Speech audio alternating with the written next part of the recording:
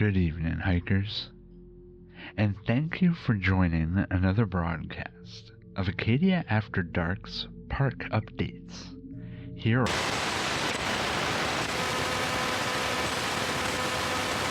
your favorite community radio show, live from the fog-wrapped coastline where the whispers of the past carry dark secrets, and the rhubarb pie is only mildly possessed.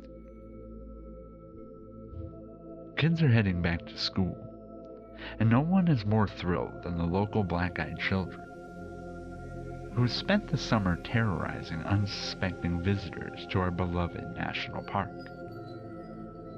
But with budget cuts, staffing issues, and the consolidation of the local schools underway, some paranormal investigators warn of complications. We'll dig into that later in the broadcast. Also coming up on tonight's show, the Black Moon Festival was a resounding success. Congratulations to our brave park rangers. Uber or taxi? Which do our wandering spirits prefer? And a local politician is making waves, giving working class voters hope for the first time in years. But first, a safety advisory notice from the Acadia After Dark Park Service. As many of you know, this summer has been unusually dry, and ongoing drought conditions have created severe fire hazards throughout the region.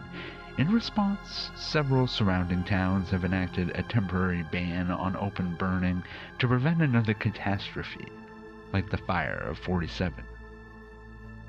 Effective immediately, the following activities are prohibited: bonfires, campfires, smoking within park boundaries, rituals to invoke the power of the old gods involving more than 3 candles. The Park Service appreciates your cooperation in this matter.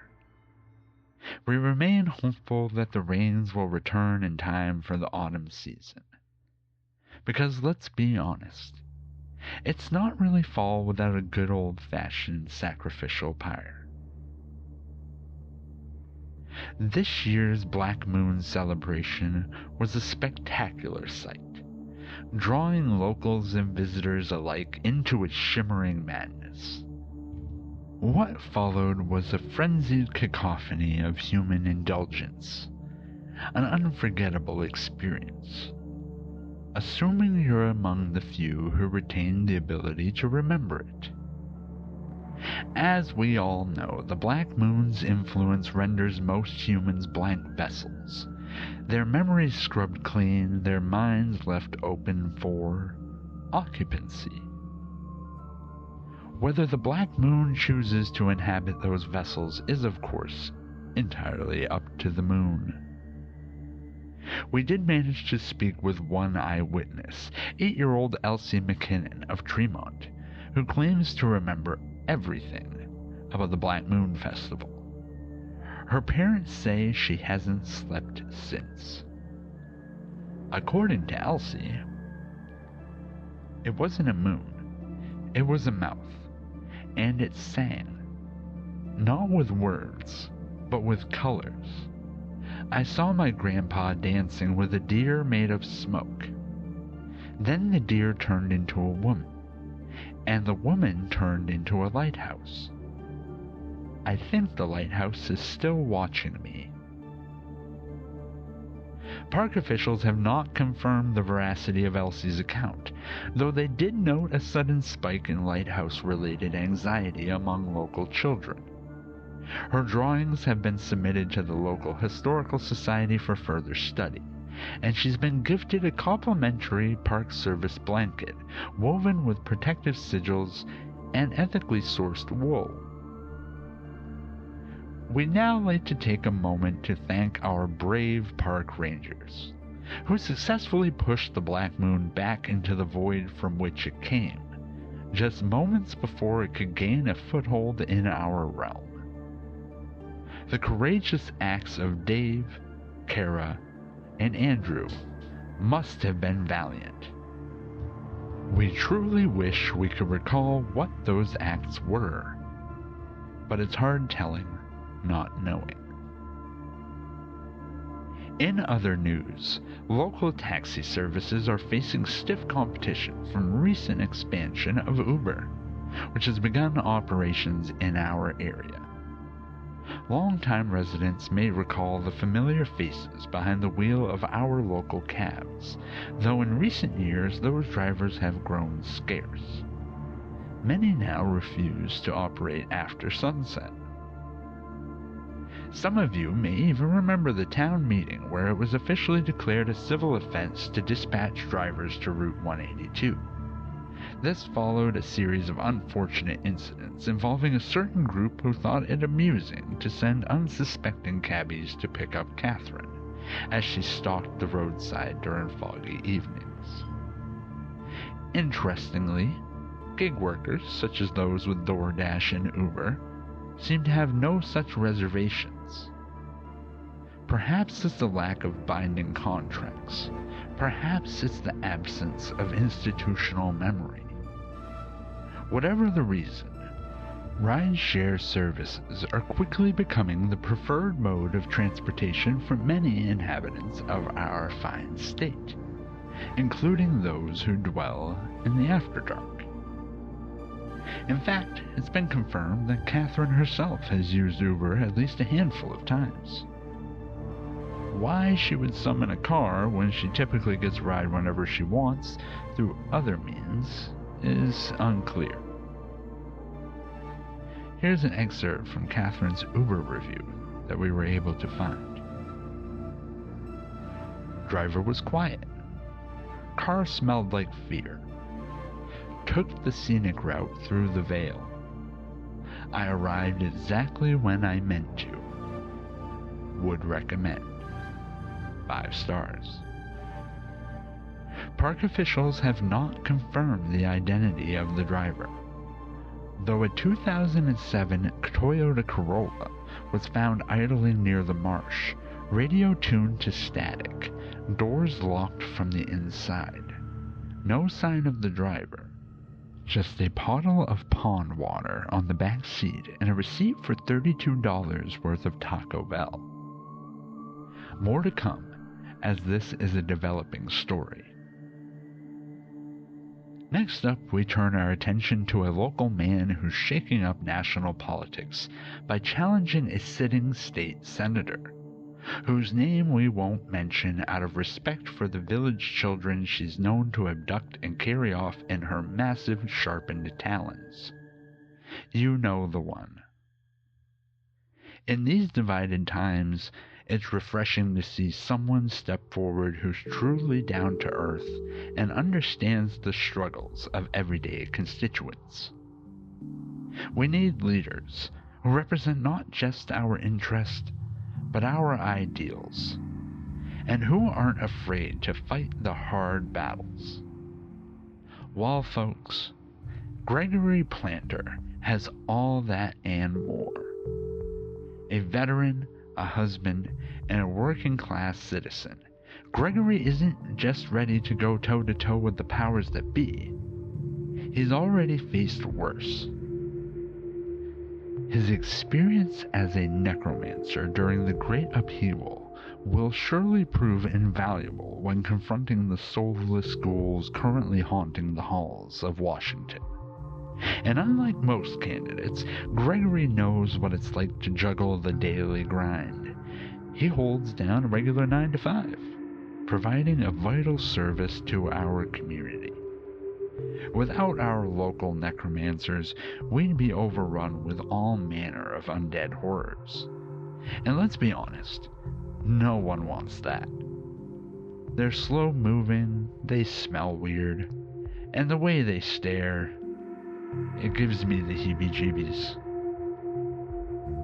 Gregory Planter's campaign promises include expanded funding for spectral containment units in schools and town halls, especially in regions prone to ancestral bleed-through. tax relief for graveyard workers, bone collectors, and licensed mediums certified by the Maine Office of Occult Labor. A bold infrastructure plan to address ghost congestion along Route 3 and the haunted switchbacks of Cadillac Mountain, including no phasing zones and salt-lined shoulders. His slogan, "Raise the dead, raise the standard." His platform, built on the bones of experience. His supporters, living, dead, and everything in between. One anonymous endorsement reads, "Gregory brought me back from the brink. Literally, I was halfway through the veil when he called me home. Now I volunteer at the Southwest Harbor Library and vote early." While his opponent continues to campaign from atop the town's tallest steeple, occasionally shrieking at the moon, Gregory walks among us, boots muddy from the marsh, eyes clear as the Penobscot Bay, and warding sigil stitched into his collar by the last surviving member of the Castine Stitching Circle. Moving on to our final story of the evening, the start of a new school year brings fresh challenges to our little island home. Recent changes to the Department of Education have rippled outward, with some unforeseen consequences. The consolidation of schools was meant to help ease staffing shortages while making the most of an already strained budget. However, it left our local paranormal experts out in the cold. We reached out to the local school board for comment. "We're in a bind," said a spokesperson, laughing nervously. "It's a small island, and when almost all the buildings are haunted, well, beggars can't be choosers. We're just grateful for the support of our community. After last year's incident, when all those students were abducted by UFOs, we learned what it really means to rely on each other. I miss the old days when every town had a nice new school and an old haunted one," said one investigator. "It just made more sense. You find out the place was built on a burial ground, and by the time the exorcists show up, you've got to clear out because they've got classes for the next 8 hours. We're having to stop investigations for PTA meetings. The other day, I thought I captured a Class A EVP after an intense session.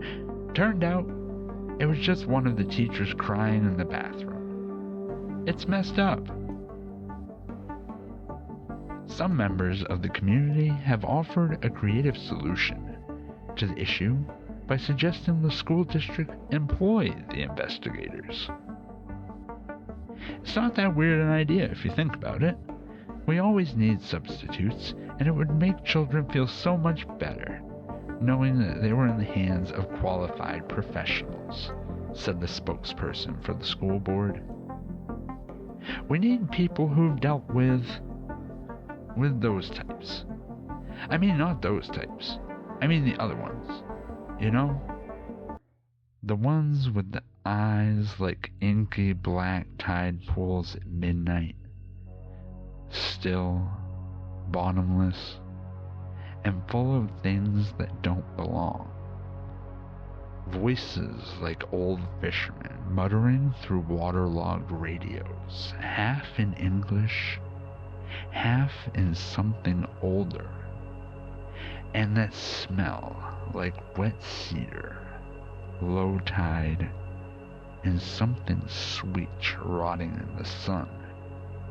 They show up at recess, quiet as fog. Ask to be let inside. Say they forgot their lunch. But no one remembers them arriving. They don't blink. They just watch. And when they leave, the playground feels like something was peeled away. Like the wind's got teeth now. Isn't that heartwarming? It makes me proud to see our people coming together to build a better future for our children. They are the light that will guide us through the dark and usher in a new age of hope, love, prosperity, tolerance, and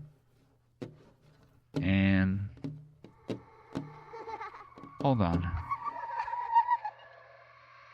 Yeah, there's something scratching at the office window. Who'd be here at this hour? Why do I hear kids laughing? What's that smell? It's like sulfur and seawater? Well, hikers, it looks like I'd better go check that out. That'll do it for this week's broadcast. Hope you enjoyed the show. As always, keep those lanterns lit and stay safe out there.